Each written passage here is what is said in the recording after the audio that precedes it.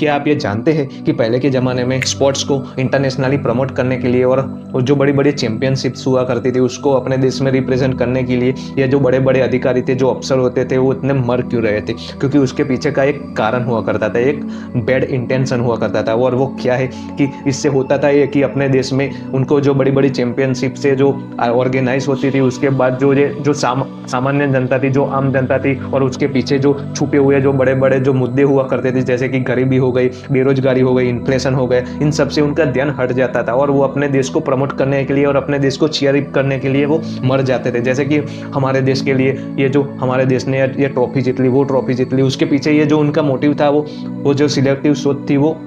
उसको बढ़ावा मिलता था। उसके बाद अपने देश का नाम रोशन होना, जैसे कि